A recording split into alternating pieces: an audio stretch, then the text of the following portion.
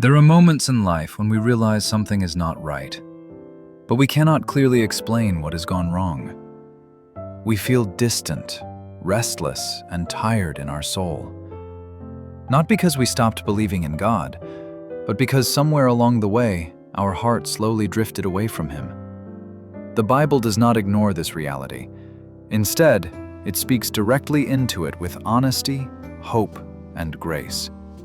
Two passages in particular, Luke 15 and Acts 3:19, reveal what repentance truly is and what it leads us back to. In Luke 15, Jesus tells a story that many people know well. A younger son asks his father for his inheritance early. In that culture, this was not just disrespectful. It was as if the son was saying, "I would rather have your things than have you." The father lets him go. The son travels far, wastes everything, and eventually finds himself hungry, broken, and alone.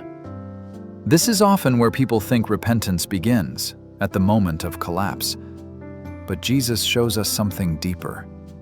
Luke 15 says, "When he came to himself, he said."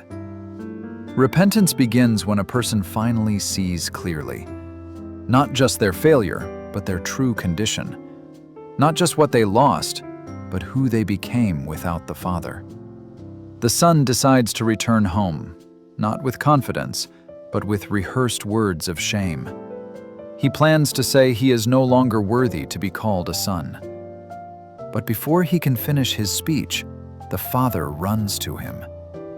Jesus describes a father who does not wait with crossed arms, does not demand an explanation, does not remind the son of everything he wasted.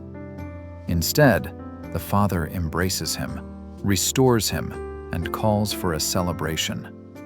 This is not a story about a perfect apology. It is a story about a heart that turned back. That is what repentance truly is. It is not self-punishment. It is not living forever in guilt. It is a change of direction that brings us back into relationship with the Father. Years later, in Acts 3, the Apostle Peter speaks to a crowd in Jerusalem. They had witnessed the power of God, but they were still carrying the weight of their past choices. Peter says these words, "Repent, therefore, and turn back, that your sins may be blotted out, that times of refreshing may come from the presence of the Lord." Notice what repentance leads to. Not shame, not distance, not spiritual exhaustion. It leads to refreshing. This is where many people misunderstand repentance. They think it is about feeling bad long enough, or proving to God that they are serious this time. But Scripture connects repentance with restoration. Peter does not say, "Repent so God will tolerate you." He says, "Repent so your sins may be wiped away, and so refreshing may come." Renewal, relief, and rest. It describes what happens when a soul comes back into alignment with God's presence. Luke 15 shows us the heart of the Father.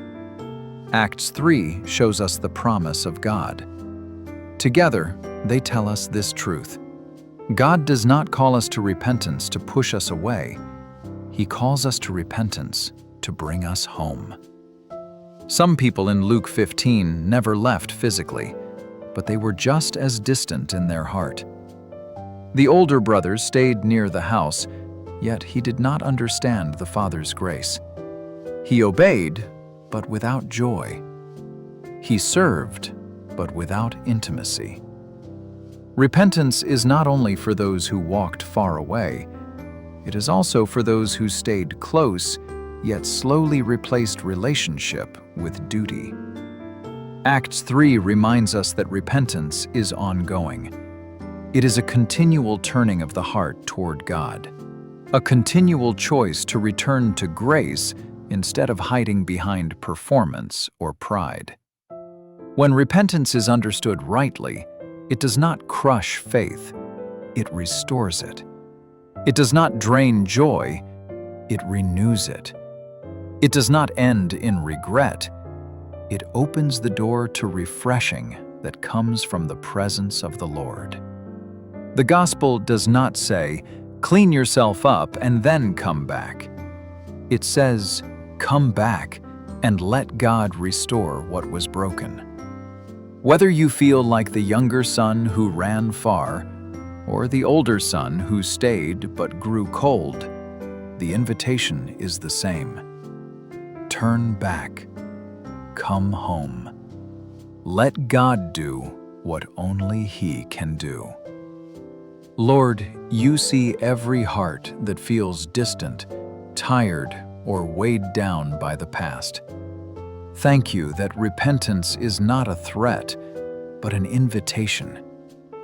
Teach us to turn back to you with honesty and trust, believing that you do not meet us with condemnation, but with grace, restoration, and love. Blot out what burdens our conscience. Renew what has grown weary in our soul, and let times of refreshing come from your presence.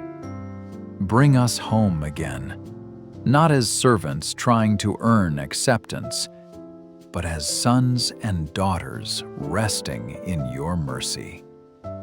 In Jesus' name, amen.